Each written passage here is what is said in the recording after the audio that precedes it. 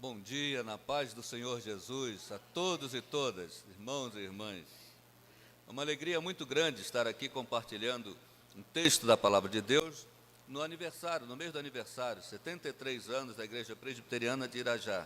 Eu trago o abraço da Sociedade Bíblica do Brasil, organização em que eu sirvo dando tempo integral ali, servindo e distribuindo a Palavra de Deus. Agradeço ao reverendo Carlos Alberto o convite carinhoso e ao conselho da igreja pela confiança. É uma bênção muito grande vir aqui, uma honra muito grande. Rever amigos, conhecer gente nova. O pastor Evair ali atrás, grande amigo de longa data também. E é uma alegria muito grande. Eu trago o abraço do presbitério de Mesquita e da igreja presbiteriana de Mesquita, onde eu sou pastor, a primeira presbiteriana de Mesquita. Assim, uma alegria muito grande. E, ao final do culto, eu trouxe um material da Sociedade Bíblica do Brasil para expor, para que você possa conhecer o que a SBB tem feito. A Sociedade Bíblica do Brasil produz e distribui a Bíblia em todas as línguas. Quando a Sociedade Bíblica do Brasil nasceu, em 1948, o lema era dar a Bíblia à pátria. Era traduzir a Bíblia para o português do Brasil, porque as Bíblias que chegavam aqui eram com português de Portugal. E depois que nós recebemos a doação da nossa gráfica, hoje nós produzimos uma Bíblia impressa, uma dessa aqui, a cada 3 segundos. Você conta 1, 2, 3, saiu uma Bíblia lá. E hoje produzimos a Bíblia em árabe, japonês, chinês, com tradução da revista atualizada e agora a Nova Almeida atualizada. Então, ore pela Sociedade Bíblica do Brasil. A Bíblia em Braille, que é para o deficiente visual, cada volume, são 37 volumes, cada um do tamanho desse púlpito, dessa grossura. Do Gênesis ao Apocalipse, um em cima do outro, fica maior do que eu. E é um material em Braille, que todo Braille é frente.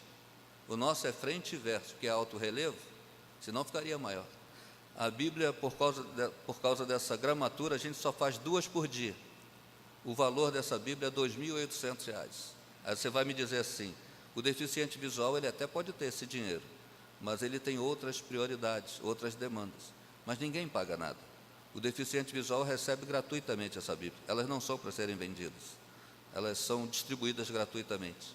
Se você tem um amigo, um parente deficiente visual, e que você quer que ele ganhe uma Bíblia em Braille, você entra no site da Sociedade Bíblica do Brasil, cadastra o seu amigo, e ele vai receber em casa, gratuitamente.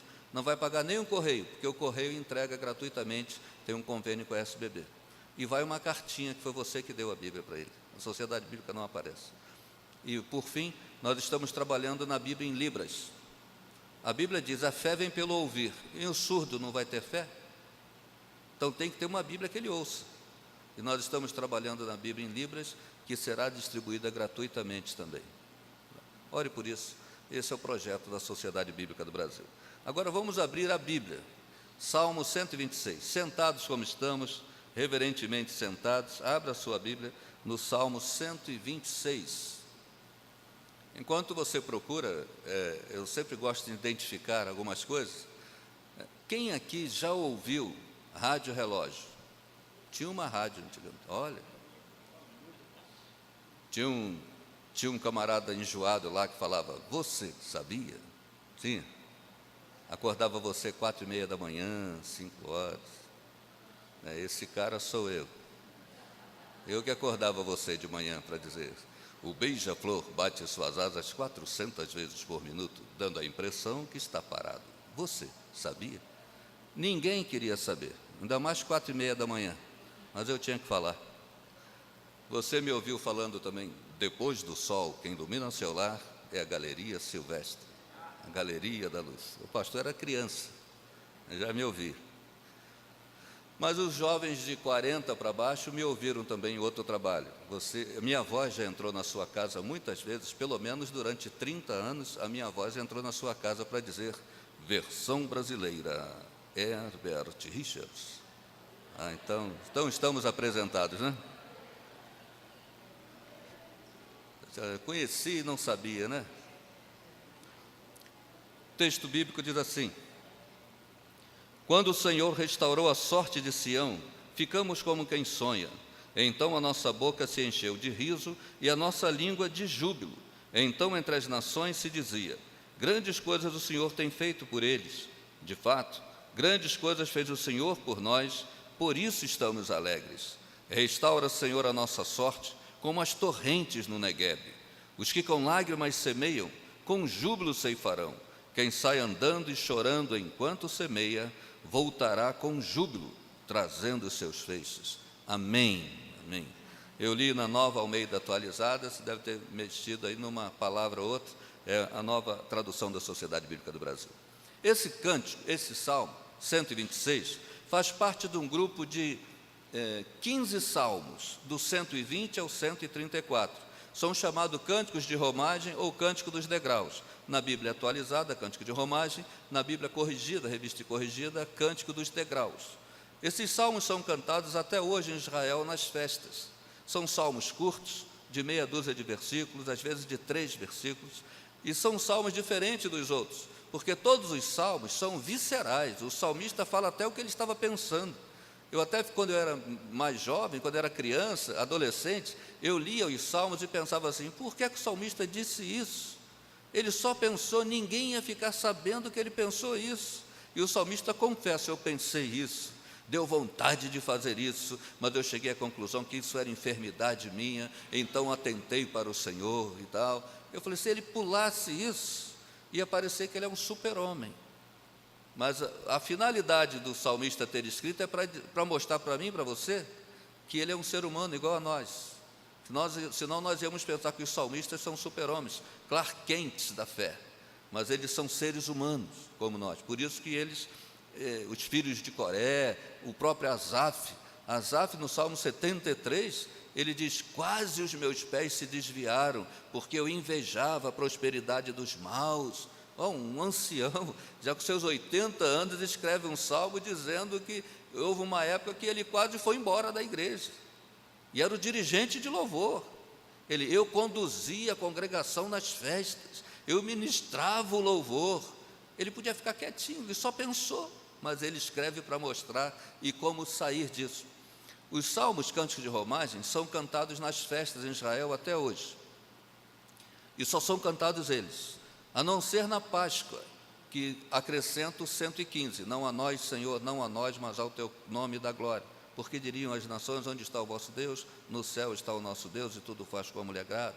Não são assim os deuses das nações, antes tem olhos e não veem, tem ouvidos e não ouvem, nariz e não cheira, boca e não fala. E é o salmo que, inclusive, lá em Marcos capítulo 14, na ceia, termina dizendo o seguinte: e tendo cantado um hino, foram para o Monte das Oliveiras. O hino é esse, é o cântico que todo judeu canta na Páscoa, é o Salmo 115.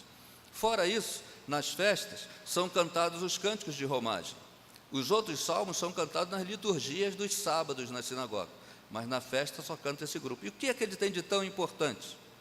São salmos curtos, que não falam dos problemas pelos quais o povo estava passando, mas sim falam das soluções de Deus que estavam em andamento. Se você olhar o Salmo 124, não fosse o Senhor que esteve ao nosso lado, Israel que o diga, e teriam nos engolido vivo. Ele diz o seguinte: o que eu vou falar é como eu saí da situação. Quer saber do problema? Pergunte a Israel. Ele não entra em detalhes, ele fala os princípios eternos que estavam em funcionamento.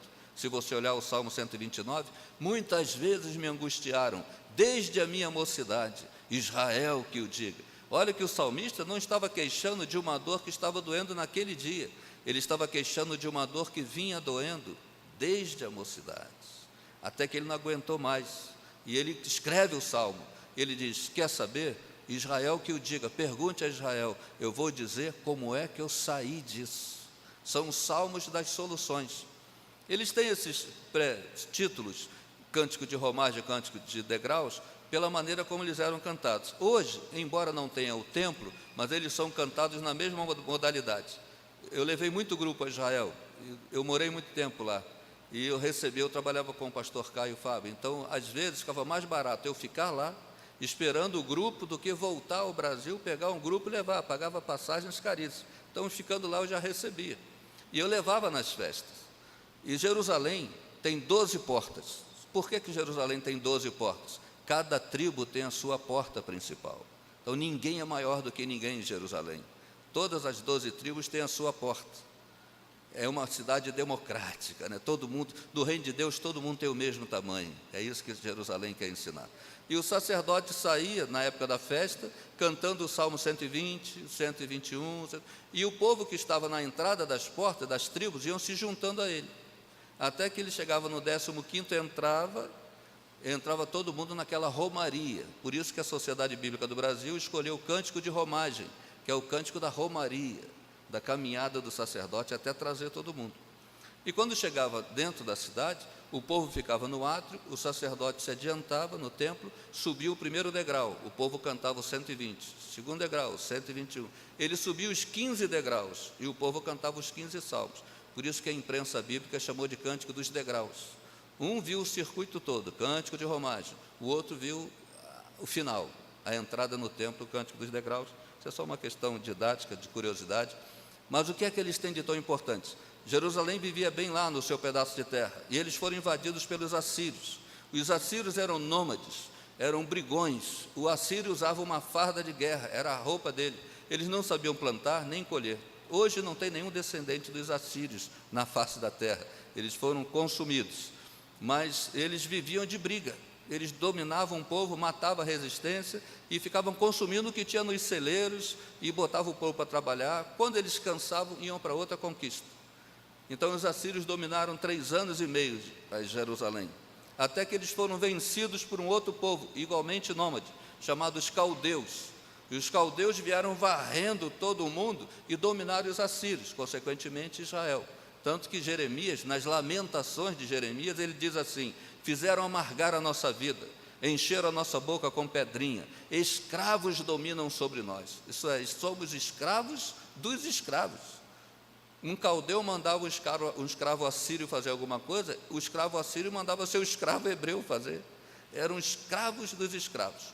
Até que a coisa foi crescendo, os caldeus também eram nômades e eles conquistavam, só que eles faziam o seguinte: eles conquistavam o povo, seguravam os homens fortes, matavam a família e diziam o seguinte: olha, você agora tem uma opção. Se você quiser viver, você se torna caldeu, nós te damos uma esposa e uma arma, você vai trabalhar e vai ter sustento. Se você não quiser, nós vamos te matar. Já matamos a sua família, você não tem para quem voltar. Então alguns patriotas diziam: então eu morro. Mas morre. Outros diziam: não, eu quero ser caldeu, não tem para onde voltar. Desde criança eu queria ser caldeu. E o exército caldeu vai crescendo. Até que o líder deles, Nabucodonosor, se torna um general, e ele acha que general é pouco, ele se torna imperador. Ele queria ser monarca, ele queria ser rei de reis. Ele não conseguiu, mas ele tentou. E ele constrói uma grande cidade, lá na Mesopotâmia, no crescente fértil de Israel. Eu escrevi um livro sobre história bíblica de Israel, eu conto essa história que eu estou resumindo aqui. E ele queria construir uma cidade em homenagem a Babel. Lembra da Torre de Babel? Eles queriam até chegar no céu. Se Deus eles não iam conseguir chegar, mas Deus desce e confunde a língua, dizendo o seguinte: eles não vão conseguir, mas eles não vão parar. É um projeto impossível, mas a unidade deles é tanta que esse povo não vai parar de tentar. E Deus confundiu a língua e o projeto foi por água abaixo. Mas aquele lugar ficou conhecido, Babel, o vale de Babel, a planície de Babel, a terra de Babel, como o lugar dos sonhos, o lugar dos grandes projetos. Aí o Nabucodonosor, o rei dos caldeus, assume o nome de Nabucodonosor, porque até então ele não tinha esse nome, e ele constrói uma cidade linda em homenagem a Babel, e dá o nome de Babilônia, que a gente conhece como Babilônia. E é linda mesmo, e com jardins suspensos. Até hoje a engenharia tenta descobrir como é que ele bombeava aquela água só para ser chafariz na torre. Tinha jardim e chafariz, no meio num deserto, poços de petróleo, que eles nem sabiam o que eram aquilo. Naum diz que eram lagoas pretas, né? Eram os poços de petróleo. E aí, num lugar sem nada, ele consegue ter, era o peso das pedras que ele fazia com que a água bombeava, não sei, mas até hoje a engenharia não consegue fazer uma Babilônia, mas ele conseguiu. E ficou tão bonita a cidade ficou tão encantadora, que o Nabucodonosor declara, e tem um decreto. Na história geral você consegue, no Google você consegue encontrar esse decreto. Ele diz: a partir de hoje não seremos mais caldeus, seremos babilônios. A cidade se tornou uma nacionalidade. Nunca houve isso na história. A cidade se tornou a nacionalidade. Nós somos agora babilônios. Por isso que você lê na sua Bíblia, e os caldeus foram, e os caldeus conquistaram, e passaram alguns anos, os babilônios seguiram. Não era caldeu? É porque eles mudam de nome. Por isso que não é que sua Bíblia está errada, é porque eles mudaram mesmo de nome. Eles não queriam mais ser chamados de caldeus. Pelo contrário, quando chamavam Babilônia de caldeu, era uma ofensa. Nós não somos mais isso. Hoje temos uma cidade, não somos mais nômades. Então é Babilônia. Ele disse, agora só falta dominar o mundo. Já tem uma capital, uma cidade linda. Já tem um povo com uma nacionalidade. Agora eu vou dominar o mundo. E o Nabucodonosor leva para a corte deles jovens de todos os países, que fossem bonitos e inteligentes, para ele entender como é que cada país funcionava. Vê, Daniel e seus amigos foram parar na corte, porque ele queria saber como é que funciona o seu país. Ele estava no caminho para ser monarca, ele não conseguiu, mas ele foi longe. Ciro, rei da Pérsia, que consegue. Mas o Nabucodonosor leva Daniel, seus amigos, tanto que naquele desafio que Daniel faz a Aspenaz, o copeiro, 10 dias só de água e legumes, e o camarada falou, não, você está doido, que se o rei for fazer a blitz aí, você tiver mais magro, meu pescoço é que roda. Ele falou, não, pode nos comparar com os jovens das outras nações, nós seremos mais robustos do que ele. Então tinham jovens de outras nações, era a estratégia de Nabucodonosor. E aí a cidade precisa de mão de obra, e Nabucodonosor então leva todo mundo para a Babilônia como mão de obra, e os hebreus vão, e eles vão, e quando eles são levados acorrentados para servir de escravo na Babilônia, os povos pagãos em volta fizeram aquele corredor, tipo um corredor polonês, e iam gritando, vermes, vermes, não são esses descendentes de Jacó, se diziam filhos de Jacó, eles são vermes de Jacó, que Nabucodonosor esmagou com a planta do pé. E foram embora, foram levando. Passaram 70 anos. Quando chega na Babilônia, tem um recenseamento. Nabucodonosor trouxe gente de todo lugar. Você é o quê? Eu sou celta. Ah, tá bom. Você? Ah, eu sou assírio. Você? Eu sou grego. Você? Eu sou hebreu de Naftali. Você? Hebreu de Zebulon. Você? Hebreu de Azer. Você? Hebreu de Issacar. Não. É muito nome para a minha cabeça. Vai ser todo mundo hebreu de Judá. Ele escolheu uma tribo, Judá. Vai ser todo mundo hebreu de Judá. E eles recebem até um apelido, judeus. Por isso que eles vão para lá como hebreus e voltam de lá como judeus. A palavra hebreu, só eles são chamados de, porque é o apelido, que depois se tornou nobre. Sem saber, a soberania de Deus é grande, né? Sem saber, Nabucodonosor estava unificando todo o povo numa tribo, de onde viria o leão da tribo de Judá. Foi o único lugar que o Israel ficou unido numa tribo, Judá, hebreus de Judá, tanto que ganharam o apelido. E ali ele cumpriu uma profecia, quando o meu povo for um, se levantará o leão da tribo de Judá. Eles voltam 70 anos depois, mas como é que acontece isso? No final dos 70 anos, já estava na terceira geração. Os primeiros, os que foram idosos para lá já tinham morrido. Os que foram na barriga da mãe, já estavam com 70 anos. Os que nasceram lá, ou conhecia Jerusalém de ouvir falar, papai falava, vovô falava, como é que é a cidade, como é que é o culto, o templo, tudo isso, romagem, como é que é? Eles tinham lá, conheciam de ouvir falar.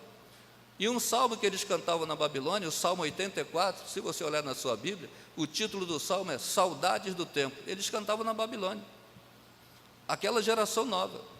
Mas como é que eles nunca foram em Israel? Como é que alguém pode sentir saudade de um lugar que nunca foi? Já nasceram na Babilônia? Era a saudade que passava de pai para filho.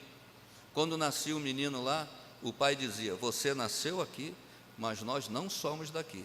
Nós vamos voltar para casa. Nós somos de Israel, somos de Jerusalém. Por isso que eles cantam, saudades do tempo. O tempo passou.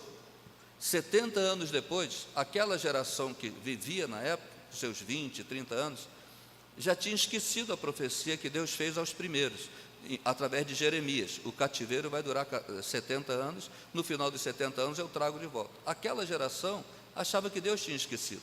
Por isso que no Salmo 137, você olhar, diz que os babilônios, às margens do rio da Babilônia, pediam, cantem para nós uma música, uma daquelas animadas, e eles diziam, longe de nós cantarmos fora de Jerusalém, que se apegue a nossa língua ao céu da boca, se ousarmos cantar longe de ti, ó cidade santa. Eles tinham perdido a vontade de cantar. A tristeza havia chegado. E aí, quando eles acham que Deus tinha esquecido deles, Deus levanta um homem chamado Ciro, rei da Pérsia. Isaías capítulo 44, emendando no 45, diz que Deus chama até pelo nome. No capítulo 44, Deus diz assim: eis que eu levanto Ciro, rei da Pérsia. Deus é soberano, Deus fala assim: ele é meu ungido, farei dele meu pastor. Ciro era pagão, Ciro não conhecia Deus, mas Deus conhecia Ciro. Ciro não sabia que Deus existia, mas Deus sabia que Ciro existia. E Deus decidiu: é meu e não sabe, vai trabalhar para mim e não sabe. E Ciro derrubou todos os impérios da época, e derrubou a Babilônia. E aí o que acontece? Ele reúne só judeu na praça pública. Segundo Crônicas 36, conta que Ciro mandou vir só os judeus na praça pública para conversar com ele. Sabe o que os judeus pensaram? Que era matança, que era chacina. Eles disseram o seguinte: Nabucodonosor, que era mau, não resistiu a esse, então esse deve ser pior. Mas qual foi a surpresa? Quando se reúne na praça pública, segundo Crônicas 36, Ciro sobe num tablado e diz assim: olha o discurso de Ciro, o pagão, rei da Pérsia: o Senhor, Deus dos céus e Deus dos hebreus, me entregou todos os povos da terra nas mãos, e me encarregou de lhe edificar uma casa que está em Judá. Quem é, pois, seu povo que queira subir, que suba, e o Senhor seu Deus o acompanhe. E manda uma carta. O primeiro livro de Esdras é a cópia da carta, o primeiro capítulo. Diz assim: por onde passaram os hebreus, que se lhes deem prata, ouro, material de construção, mantimento e mão de obra. E todos os sátrapas e prefeitos receberam a cópia dessa carta da Babilônia até Jerusalém. E os judeus saíram.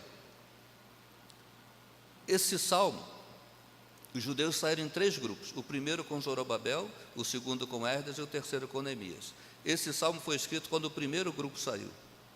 Quando a notícia chegou, eles disseram: é bom demais para ser verdade, me belisque para ver se eu estou dormindo. O que ele está falando? 70 anos depois, mandou abrir os portões da Babilônia e disse: vão embora, vocês estão livres. Eles até pensaram, lá no livro de Neemias conta que eles acharam que o Ciro iria fazer como o faraó: solta, mas corre atrás no deserto para matar. Será que Ciro vai fazer isso? Não, ele é de palavra, ele liberou mesmo, ele nos libertou. E os judeus voltam, mas antes de sair, como Deus sabe como dói o apelido, o estigma do apelido, né? Isaías, chamar de verme era ofensivo. Eles iam chegar lá e o pessoal ia chamar de verme. Então, por isso que Isaías 41, verso 14, Deus chama só o judeu no cantinho e diz assim: e tu, vermezinho de Jacó, nunca mais serás pequeno, eu te farei grande, um trilho de cortar com 2 lâminas. Quem te humilhou vai ter que te exaltar, quem zombou de você vai saber que tu és grande e que tu tens um Deus e que eu sou o teu Deus. E aí abre os portões. O primeiro grupo sai, eles saem tão entusiasmados com Zorobabel que eles não levam nem água, nem roupa sobre o salete. Eles abriram o portão, ele pega a família e correm. Ficaram como quem sonha, por isso que não precisa espiritualizar. Diz o texto aí: quando o Senhor restaurou a sorte de Sião, ficamos como quem sonha. Me belisca para ver se eu estou dormindo, é verdade, ele liberou. Então a nossa boca se encheu de riso, ficamos rindo à toa. Ninguém recebe uma notícia boa, sério, né? Casmurro assim, né? Foi bom, serve. Duvido. Eu moro num apartamento e o meu vizinho, ele torce por um time. E tem uma torcida doente. Às vezes eu estou na varanda da minha casa e eu posso estar com a televisão desligada. Se o time dele fizer um gol, eu vou saber quanto está o jogo, quem fez o gol e a posição do time no campeonato. Porque ele vai gritar, ele vem para a varanda do apartamento dele, é colada com o meu, ele grita: gol de fulano, agora estamos assim, agora na tabela nós estamos em tal lugar. Ele me diz tudo, sem eu perguntar. Isso é júbilo, isso é gritaria, é ficar como quem sonha, rindo à toa. Essa coisa o meu irmão Aloísio, ele passou no vestibular, mas ele já tinha sido reprovado 3 vezes. Eu me lembro, quando a gente estava jogando bola, minha mãe disse assim: vai lá ver o resultado. Ele: já sei, mãe, reprovado. Não, mas vai lá ver. Ele falou: não, não precisa, vá lá e veja. Aí ele escreveu no papel: reprovado, quando eu voltar vai ser isso. Ele foi lá para o Maracanã, na época era lá. O nome dele é Aloísio. Ele pegou a ficha de inscrição, começou a ler de baixo para cima, do Z. Tão pessimista que ele estava, começou do Z. Chegou lá no A, ele perguntou a uma pessoa do lado assim: vem cá, esse Aloysio, aquele lá, esse nome é aquele que está lá? Aloysio Senhor Batista. Esse número de inscrição é o que está lá? O vizinho olhou e falou: se esse é você, você passou. Aí pronto, aquele camarada pessimista e tímido deu um berro, um grito: passei no vestibular. A gente morava em Bangu, ele pegou o trem em São Cristóvão, veio falando para todo mundo no trem: passei no vestibular, agora eu sou universitário. Entrou na nossa rua Pirapitinga, lá em Bangu, até o Manel do Botequim, o seu Manel, disse: seu Manel, passei no vestibular. Ficamos como quem sonha, a boca enche de riso e a língua de júbilo, você quer contar para todo mundo. E então entre as nações se dizia: grandes coisas o Senhor tem feito por eles. E eles respondiam: com efeito, grandes coisas fez o Senhor por nós, por isso estamos alegres. Lá em Neemias diz que quando eles chegam em Jerusalém, o povo, no meio do caminho, dizia: não são esses os hebreus, os vermes de Jacó? Eles diziam: vermezinho com muita honra, porque Deus chamou pelo carinho, vermezinho com muita honra. Grandes coisas o Senhor tem feito por eles, com efeito, grandes coisas fez o Senhor por nós, por isso estamos alegres. O interessante é que eles passavam por todos os lugares, a carta do rei tinha chegado na frente. Assim é a vida do crente, meu irmão. Se você vai resolver alguma coisa e você ora antes, a carta do rei vai antes de você. Quando você chegar lá, a carta do rei já chegou na sua frente. E as portas se abrem. E davam tudo, eles pegaram prata, ouro, material de construção, mantimento, só não pegaram mão de obra. Porque os pagãos diziam: deixa eu trabalhar para vocês. Eles: não, vocês não têm parte nem memorial em Jerusalém. A obra de Deus é feita pelo povo de Deus. Eles só recusaram mão de obra, o resto foram pegando tudo, porque a carta do rei chegava primeiro. E aí olha o que diz aí o verso 4, interessante esse verso 4, e até estranho, diz assim: restaura o Senhor a nossa sorte, como as torrentes no Negueb, os que com lágrimas semeiam, com júbilo ceifarão, quem sai andando e chorando enquanto semeia, voltará com júbilo trazendo seus feixes. Desafina um pouco o salmo. Se você olhar, se a sua Bíblia é revista e atualizada, você vai olhar aí: restaura-se, um verso 4, esse R deve estar em negrito, com certeza está uma letrinha mais grossa, o R da palavra restaura, não está? Não foi erro, não foi porque ele escreveu o capluque baixado, não, ele é de propósito. Esse negrito é a marcação do original, é porque vai mudar de assunto. Quando tem uma letrinha em negrito começando, é porque vai mudar de assunto. Veja que até os versos 1, 2 e 3 é júbilo, alegria, gritaria, rir à toa, contar para todo mundo. De repente tem um intervalo entre o verso 3 e o verso 4.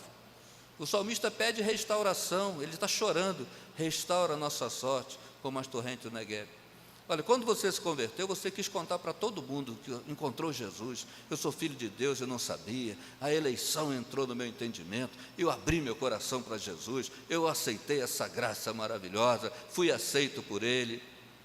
Depois a coisa vai acostumando, vai assentando, que a vida cristã não é um mar de rosas, não é Alice no País das Maravilhas, tem perseguição, o inimigo é o primeiro a perseguir, tem desprezo. Os amigos do trabalho já não te convidam mais para as reuniões, para as festinhas, para os almoços de bater meta, você é alijado. Não, ele agora é Bíblia, ele agora é crente, ele deixa de lado, ela agora é crente, então aquelas conversinhas já não são mais, você vai ficando fora do grupo, até na família às vezes. Não, agora ele é crente, os parentes não convidam mais para a festa, ou se você vai, fica todo mundo: ih, chegou o crente, tirou a liberdade de todo mundo, você vai ficando alijado do grupo. Aí, esse povo aqui, eles foram andando e cantando: saudades do tempo, Salmo 84, o pardal encontrou casa, andorinha, ninho para seus filhos, eu encontrei os teus altares, Senhor dos exércitos, Rei meu e Deus meu. Então, só que quando chegam na última duna de areia, não tem cidades, não tem nada. 70 anos depois, só tinha ruínas. As nações brigavam ali, virou Vietnã, as nações marcavam brigas ali. Só tinha monturos de pedra, não tinha portas, todas queimadas a fogo, muralhas caídas, um covil de salteadores, leprosos, endemoniados, eram enxotados para morar ali. E quando eles olham, tudo que eles vinham sonhando, que papai contava, que vovô contava, não tinha. E eles socam a areia e diz assim: Senhor, será que não fomos castigados o bastante na Babilônia? Tu nos trazes aqui para essa decepção, para sofrermos mais? E ele faz essa oração: restaura a nossa sorte como as torrentes do Negueb.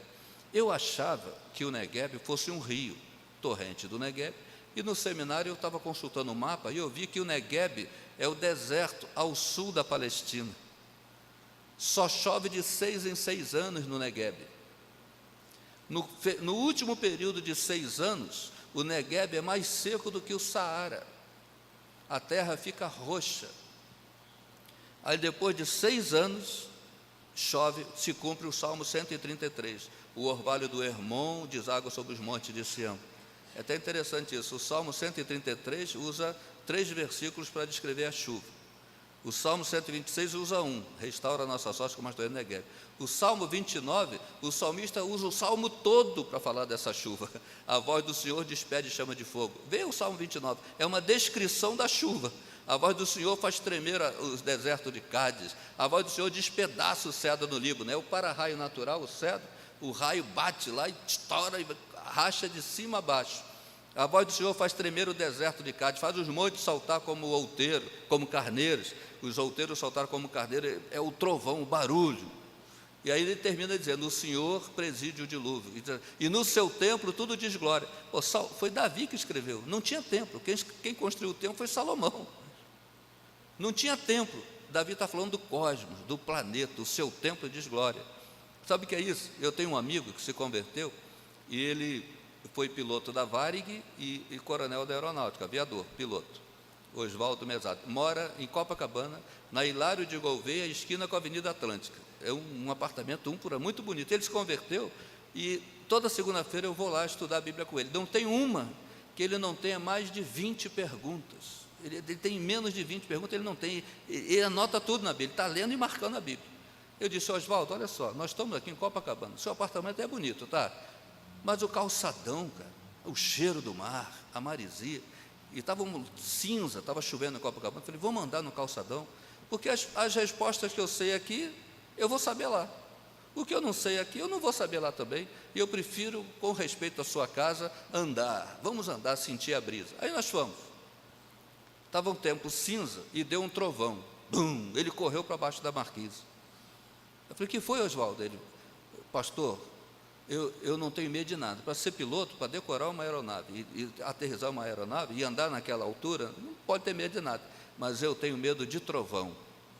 Eu falei: Oswaldo, então você cometeu 2 erros. Ele: quais? Primeiro, você correu para o lugar errado, para baixo da marquise. Se desabar, a primeira coisa que cai é a marquise. O segundo erro é que você está com medo daquilo que não é mais. O trovão é o barulho do raio. Se aquilo que provoca o trovão te acertar, né, o raio que o parta, né, se o raio te pegar, você não vai ouvir o trovão. Se você ouviu o trovão, é porque o raio te errou.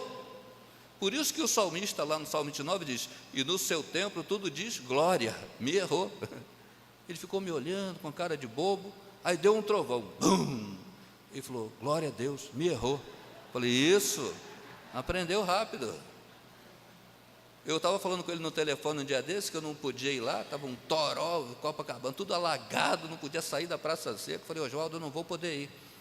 Aí deu uma faísca que parece que vem pelo fio do telefone, né? Aí ficou um silêncio. Aí ele disse: reverendo, glória a Deus, me errou de novo. Perdeu o medo. Sabe por que eu estou dizendo isso? Porque tem muita gente hoje assustado com um trovão. O que aconteceu na sua vida, o raio já te errou. Você está aqui. Seja lá como foi o teu passado, escolhas erradas, opções erradas, aquela situação que aconteceu, o raio já te errou. O máximo que está te assustando hoje é trovão. Não tenha medo do trovão. Memórias amargas, ansiedades, isso é trovão. O raio já te errou. Tem muita coisa bonita para acontecer na sua vida. Quando o salmista diz: restaura a nossa sorte como as torrentes do Negueb, Hoje você vai no Negueb, tem um pomar, eles irrigaram o Negueb, tiram água do mar Mediterrâneo, a água vai para Jafra, uma cidade, tem até o perfume naquela linha, fábrica de perfume, ali dessaniliza, tira todo o sal. Dali vai para Eilat, aí coloca sais minerais, é filtrado. De Eilat vai para Horeb, que aí coloca sais minerais. De Horeb vai para Jerusalém, que ela é filtrada de novo e é enriquecida. De Jerusalém vai para Betel. E são 7 usinas, até chegar de novo em Jerusalém, e na torneira ela sai filtrada e com sais minerais. Você pode beber, ninguém tem filtro em casa em Jerusalém, nem caixa d'água. A água é para todo mundo, se faltar para um, falta para todo mundo. Só tem caixa d'água e hospital, porque é coisa de emergência. Mas nas casas nem tem. Hoje eles fizeram isso, e o Negueb hoje é pomar. É a mesma água que você bebe, é a que irriga, para plantar abacaxi, frutas cítricas. Mas na época do salmista não tinha essa tecnologia. Mas tem um fenômeno que acontece até hoje. Depois de 6 anos de seca, os ventos sopram, as nuvens pesadas lá do norte, e quando choca com a massa quente do deserto, deságua. E são 6 meses de chuva, muita água. Você bota no Google a chuva no Negueb, você vai ver que sai granizo, pedaços de gelo, não dá tempo de derreter. A massa quente é muito quente e as nuvens despedaçam. Coloca depois no Google, mais tarde em casa, você vai ver bolas de gelo andando pela areia assim. A terra não aceita a primeira chuva. No primeiro dia, a terra assovia, porque o bafo é tão quente. A minha avó tinha uma chaleira que ela botava para ferver, ela apitava. Ela podia estar em qualquer lugar da casa. Quando apitasse é porque a água ferveu, aí vinha fazer o chá. A terra apita em qualquer lugar. Tanto que os beduínos, até hoje, os moradores do deserto, eles pensam que as bruxas vêm dançar na chuva. Quando a chuva vem, as bruxas, porque ninguém vê nada, e só escuta aqueles gritos, né? Ó, lá tem um mosteiro, que hoje é um hotel, Santa Catarina, não tem segundo andar, é só baixo, uma suíte do lado da outra. Aí desativou o mosteiro, virou um hotel para turistas. Quando eu levo o grupo lá, eu gosto de passar uma noite ali, para eles, especialmente na época da chuva. Ó, gente, vou dizer o seguinte, do outro lado da janela, na sua cabeceira, já é o deserto. Você pode até ser crente, mas 3 horas da manhã, do pé da sua cama, você só não se benze que você é crente, mas você ora, Senhor Jesus, acampa o teu anjo aqui, que assusta, parece uma pessoa. Aí depois do segundo dia, a terra já aceita a água, aí a água refrigera, depois a água vai encharcando, depois a água alaga o deserto e começa a correr rios, torrentes no Negueb. 6 meses de temporal, ventos soprando, brotos e sementes de árvore deserto adentro.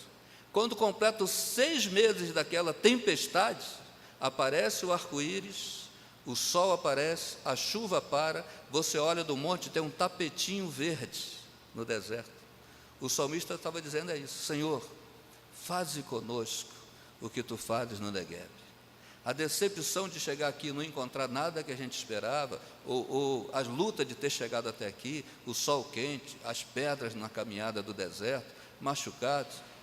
Senhor, até o Negueb, que é chão, que não tem sentimentos, não faz planos, não chora, não sofre, até o Negueb, que é chão, conhece a tua graça quando chove, refrigera, encharca e a vida aparece. Quanto mais nós que somos teus filhos, faze conosco o que tu fazes no Negueb. As lutas da vida estão nos tornando áridos, perdemos o sorriso, o brilho no olhar, desistimos de alguns planos, engavetamos alguns sonhos.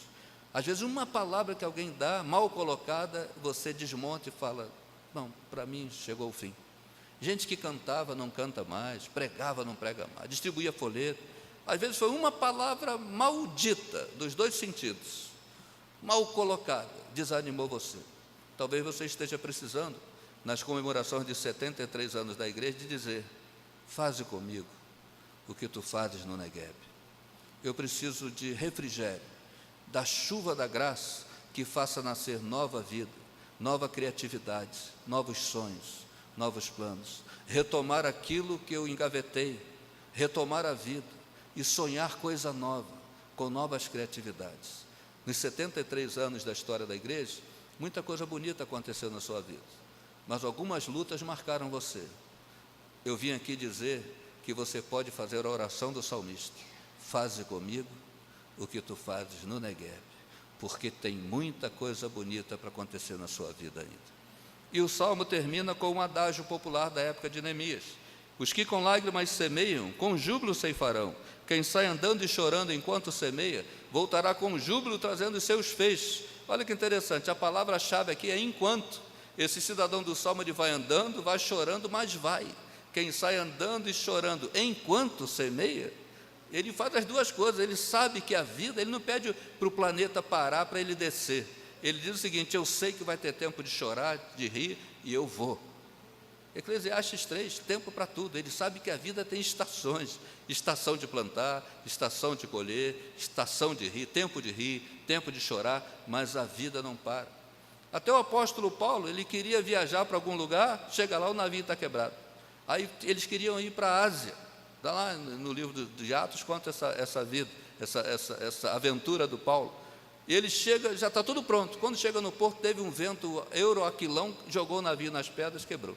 Falei: mas tem outro navio. Foram contornando Mísia para tentar chegar a Bitínia, porque em Éfeso tinha um outro navio.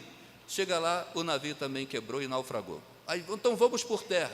Aí eles voltam tentando atravessar o deserto. Chega a notícia que tem uma blitz romana esperando Paulo, que os fariseus tinham dito porque ele ia passar ali. Aí Paulo volta e diz lá em Atos: tentaram ir, contornaram, voltaram, vendo que não iam conseguir, e ele diz que é o Espírito de Jesus que não deixou. Voltaram, desceram até Troade, onde pernoitaram.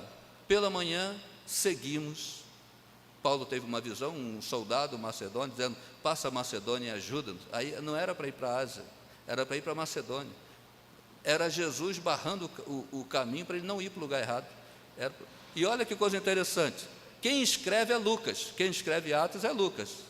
E Lucas diz assim: eles foram, eles tentaram, não conseguiram, voltaram, desceram, pernoitaram, pela manhã seguimos. Era eles o tempo todo. De manhã nós. Lucas entrou no grupo naquela noite, Lucas se converte e é nós agora. Eram eles, agora somos nós. Sabe, gente, navios quebram na vida da gente, mas não significa que é o fim da viagem. Pode ser a melhor parte da viagem, o início da melhor parte. Às vezes Deus deixa navio quebrar para colocar um Lucas na vida da gente. Às vezes Deus deixa navios quebrar para a gente não ir para o lugar errado. Não era para a Ásia, era para a Macedônia. E muita coisa ia acontecer lá. Navios, nesse mundo caído, navios quebram, mas não é o fim da viagem. Pode ser o início da melhor parte da viagem. Os que com lágrimas semeiam, com júbilo ceifarão. Quem sai andando e chorando enquanto semeia, voltará com júbilo trazendo seus feixes. Quando eu era criança, eu sou nascido e criado no Rio, mas uma parte da minha infância eu passei em Santa Rita de Jacutinga. E lá onde meu tio morava, ele plantava. Então eu ia criança com a cavadeira fazendo assim os buracos, e ele ia jogando semente. Ele comprava na cidade, a 6 quilômetros de distância, aquele saco de semente. E quem carrega um fardo, quanto mais anda, mais pesado fica, né? E eu ficava com pena dele, mas ele com aquilo nas costas, ele ia jogando. 3 meses depois, ou 6, dependendo do que a gente plantou, nós voltávamos pelo mesmo caminho. Eu criança, ia com o braço assim, ele ia colhendo, e enchia meu braço e não pesava. Uma criança conseguia, o feixes não pesa. Deus transforma fardos em feixes. Voltamos pelo mesmo caminho. Quem sai andando e chorando enquanto semeia, voltará com o júbilo, trazendo os seus feixes. A bênção de Deus enriquece, e com ela não traz pesar, diz a palavra de Deus. Eu não sei o que tem sido um fardo na sua vida cristã, mas eu sei que o Deus que está aqui transforma fardos em feixes. Transforma aquilo que nos faz chorar em respostas de oração. Salmo 56 diz que ele recolhe a nossa lágrima no odre e ainda escreve o motivo de cada lágrima. Se você perguntar a mim o que é uma lágrima, eu vou dizer água e sal. Um médico vai dizer melhor, mais elaborado. Mas pergunta a Jesus o que é uma lágrima. Ele vai dizer: um filho doente, uma crise no casamento, uma enfermidade, um desprezo, uma palavra que magoou, uma humilhação que você não precisava ter passado, uma escolha errada na vida. Ele escreve o que é uma lágrima, o que te fez chorar, mas ele transforma lágrimas em respostas de oração. Ele transforma fardos em feixes. Uma mulher era do Candomblé.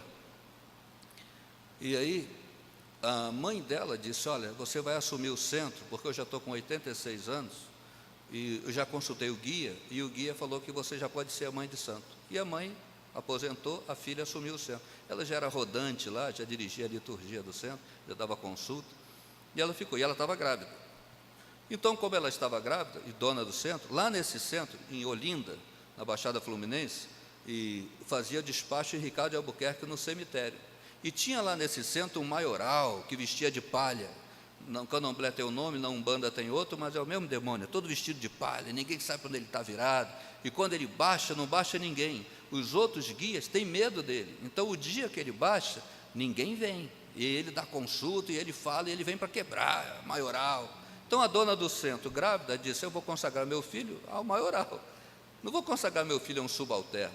Depois vão dizer que o filho da dona do centro é devoto no subalterno. Então, ela foi na cachoeira, fez a consagração para o filho no ventre, para o grandão, para o maioral, na linguagem deles. Porque quando o neném nascesse, é o guia que dá o nome, que escolhe tudo. Tá bom. Nesse meio tempo, a cunhada dessa mulher era crente e convidou para uma série de conferências. Sexta, sábado, domingo de manhã, domingo à noite. Ela disse que ia, não foi sexta. Quem não quer ir, dá desculpa. Né? O centro terminou tarde, tá bom. Sábado tem. Sábado não tem sessão, é só um aniversário. Então vai. Não foi. A cunhada chegou, moravam na mesma casa. A cunhada disse, mas por que você não foi? O aniversário acabou tarde. Mas amanhã de manhã, domingo de manhã tem. Não tem centro, nem aniversário. Domingo de manhã eu vou. Quando a cunhada chegou em casa, na escola dominical, por que você não foi? As crianças queriam ir para a praia, fiquei vendo passagem, lanche, roupa para voltar, toalha. Quando eu vi, não dava tempo de tomar banho e ir. A cunhada falou, olha, hoje à noite é a última reunião. Não tem praia, não tem aniversário, não tem centro. Se você não for, vou ficar chateada. Para não ter um entreveiro de família, morava na mesma casa, a mulher foi. Foi atender o convite da cunhada. Ouviu a pregação, reverendo Tiago Rocha. Quem me tocou? Lucas 8, a mulher que tocou na orla da veste de Jesus. A mulher foi e voltou crente. Fez o caminho do cego de nascença, João 9, né? Jesus viu o cego, sabendo que era cego de nascença, passou lama nos olhos dele, né? Cuspiu, fez lodo e mandou se lavar no tanque de Siloé. Lá em João capítulo 9 diz que o homem foi, lavou-se e voltou vendo. Jesus nem prometeu que ele ia ficar curado, só mandou ele se lavar. E ele só foi tirar o desconforto, só foi tirar o que estava enjoando. E voltou vendo, ficou curado. A igreja é esse Siloé de Deus. Tem pessoas que vêm aqui para pedir uma oração por uma enfermidade. Tem pessoas que vêm aqui pedir oração porque vai fazer um concurso. Ouve a pregação, volta crente. Foi, lavou-se, voltou vendo. Essa mulher foi, quando ela chegou em casa, ela disse, mãe, eu sou crente. Eu ouvi o evangelho hoje, e eu aceitei Jesus e vi que ele me aceitou. Eu sou filha de Deus, eu não sabia. A mãe, não, você é do Candomblé, não brinca com isso não. Não, mãe, e eu não volto mais lá. E a mãe falou, não, olha, o guia vai ficar bravo com você. Que fique, eu agora sou de Jesus. A mãe reassumiu o centro, 80 e tantos anos, reassumiu o centro. O neném nasceu, um menino. Passou os 40 dias da purificação do centro, aí veio um recado, a mãe, o guia baixou, falou para você levar o menino para tirar o sanguezinho da testa, fazer o batismo do sangue, e ele vai escolher o nome e vai abençoar o menino. Não, eu não volto lá e esse menino não vai pôr o pé lá. Não, mas ele está mandando, e ficou dando recado toda hora. Até um dia que o guia ficou bravo e falou assim, olha, ela não vai trazer, então eu vou buscar o menino. Esse menino não passa de 21 dias. Daqui a 21 dias ele morre, ele é meu. Naquela noite o menino adoeceu, vomitou tudo que tinha mamado. Aí de madrugada baixa o hospital dos servidores, faz vai para o soro logo, por uma bateria de exame, tudo bom. O médico falou, não tem nada com esse menino, não tem nem o que receitar, leva para casa, né? Soro, chegou em casa, passou mal, no final do dia volta para o hospital. Aí o médico falou, olha, chegou uma tolerância, não tem mais como dar soro para o seu filho. Eu sou leigo, eu vou repetir o nome que eu aprendi, quem é da saúde aqui me perdoe, deu desequilíbrio eletrolítico, saturou de soro, não pode dar mais, soro é paliativo, ninguém vive de soro, ninguém diz assim, não quero mais arroz e feijão, agora o resto da minha vida vai ser soro, ninguém vive de soro, soro é um paliativo, um socorro. E o menino no hospital, tudo bom, Aí o médico fez uma coisa, liberou o prontuário e falou: mãe, você tem religião? Ela: tenho. Se agarra com ela, que a medicina não tem o que fazer pelo seu filho. Se ele passar mal, leva no posto de urgência, mas leva esse prontuário. Não deu outra. Passou mal em casa, levou para o posto de urgência e contou essa história toda para o médico. Sabe o que o médico do atendimento de urgência falou? A senhora tem religião? Tem. Esse negócio não tem a ver com medicina, não. Agora, se agarra com a sua religião e leva para morrer em casa, porque a medicina não tem, eu não posso dar nada para esse menino, não sei o que ele tem, porque está tudo bom, e soro não posso dar, tem recomendação aqui, leva para morrer em casa. Como é que uma mãe sai do consultório com uma notícia dessa? Ela com o neném no colo, recém-nascido, foi de igreja em igreja que estava com a porta aberta, colocando o nome no livro de oração, e contando tudo isso, até que chegou numa igreja, tinha uma senhora no ponto do ônibus, e ouviu a conversa, até deixou o ônibus passar. Quando terminou, falou: dona, eu não tenho nada a ver com a sua vida, mas eu ouvi a sua história. A senhora acredita em oração? Acredito. Olha, aqui nessa rua tem um homem que faz oração, uma rua longa, uma avenida com 5 quadras grandes. Eu não sei qual é a casa, mas é nessa rua, ele faz oração. A senhora acredita em oração? Acredito. Então é só a senhora achar a casa. Mas qual é o endereço? Não sei, mas é aqui. Mãe acha o endereço. Se for para socorrer filho, mãe acha. Aquele desenho animado que passa aí, Procurando Nemo, leva quase 2 horas, né? Mas é porque é o pai procurando. Se fosse a mãe, era 3 minutos. Mãe acha. Até Jesus, Marcos capítulo 7. Marcos capítulo 7 diz que Jesus, de novo, retirou-se para as terras de Tiro e Sidom, tendo entrado numa casa, queria que ninguém soubesse. No entanto, não pôde ocultar-se, porque uma mulher, cuja filhinha estava possessa de espírito maligno, tendo ouvido a respeito dele, veio, achou a casa, prostrou-se a seus pés e suplicava que expelisse de sua filha o demônio. Jesus até lhe falou: mulher, você me achou aqui? Eu não posso tirar o pão dos filhos e lançar os cachorrinhos. Eu sei, senhor, mas o cachorrinho não está pedindo para sentar na mesa.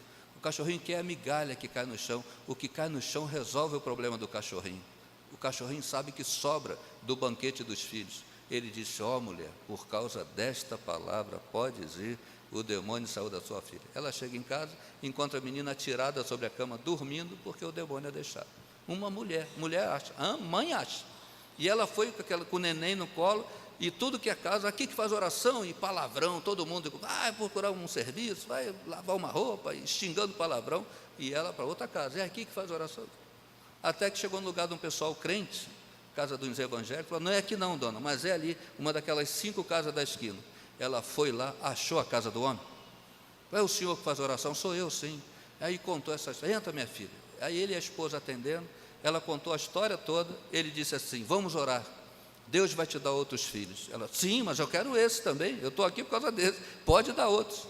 Ele falou: mas irmã, a medicina desenganou, eu não sou Deus. Mas o senhor fala com ele, não fala com Deus? Falo, então fala com ele. Mãe, né?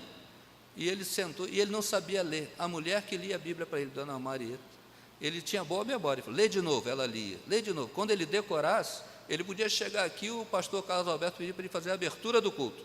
Ele não pregava, mas citar um texto inteiro, ele cita: vamos ler o salmo tal. Ele tinha boa memória. Lê de novo. E ele só passava para um outro texto quando ele entendesse o anterior. Ele tinha esse costume.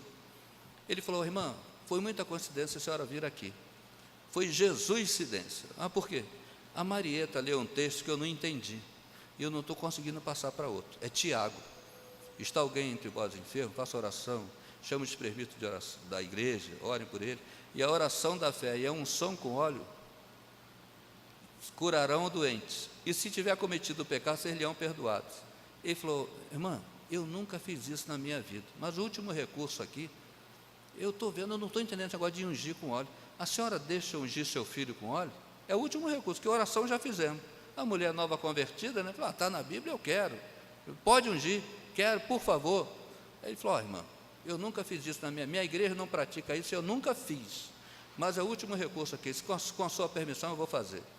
A dona Marieta botou uma fronha de travesseiro, botou o menino em cima, ele foi na cozinha, pegou uma lata de azeite beira alta, foi na despensa, pegou uma nova, nem pegou a que estava em uso. Falou, vou fazer direito, né?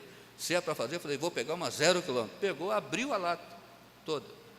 O menino deitado, falta de prática, ele nunca ungiu ninguém, ele derramou a lata inteira de azeite sobre o menino. Ele não ungiu o menino, ele untou o menino. E aí pegou o menino, levantou e orou, falou, Senhor Deus, eu nunca fiz isso, se for pecado, me perdoe. Eu sei que não é o azeite, mas é o teu nome. Mas esse azeite é símbolo do teu Espírito Santo. Então, como esse azeite encharcou esse menino, encharca ele do teu Espírito. Aí ele fez uma oração que eu nunca vi ninguém fazendo. Ele disse assim, Jesus, olha o que ele disse, hein? Jesus, põe uma gota do teu sangue no sangue desse menino. Ó, gente, se Deus fosse teólogo, Deus ia dizer assim, já orou errado, não vou ouvir. Mas Deus não é teólogo, Deus é Deus. Deus é aquele que diz assim, eu entendi o que você quis dizer. Até os discípulos pediram, ensina-nos a orar, porque não sabemos orar como convém. Jesus falou, vou ensinar sim, vocês não sabem não. E ensinou. E ele disse, Jesus, põe uma gota do teu sangue no sangue desse menino e cura ele. Em teu nome, amém. E Deus disse, eu entendi o que você quis dizer. E ele disse, fala amém, irmão? Amém. Bom, pode levar seu filho, leva a fronha também, pode levar a fronha. E a mulher abraçou o menino com medo de escorregar, aquele menino escorregando de azeite. E aquilo entrou nele, e ele disse assim, ele olhou para a janela e falou, Satanás, vem buscar se você pode. Pode ir embora, minha filha, seu filho está curado. A mulher foi embora pela rua com aquele menino cheio de azeite. Chegou em casa, quando ela botou o pé em casa, a mãe falou, filha, eu fiz as contas, os 21 dias acabam amanhã. O fulano de tal falou que o seu filho morre em 21 dias. Leva ele hoje lá no centro, acaba com isso. Salva o seu filho, leva hoje, acaba com isso. Ela disse, agora é o que eu não levo mesmo, porque esse menino está ungido, esse menino está consagrado a Deus. Ó, gente, no outro dia completou 21 dias, 21 semanas, 21 meses, 21 anos, 31 anos, 41, 51, 60, e o menino está aqui pregando o Evangelho.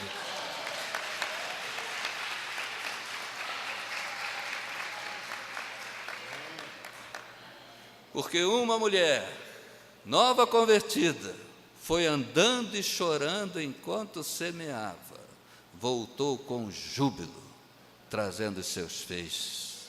Amém.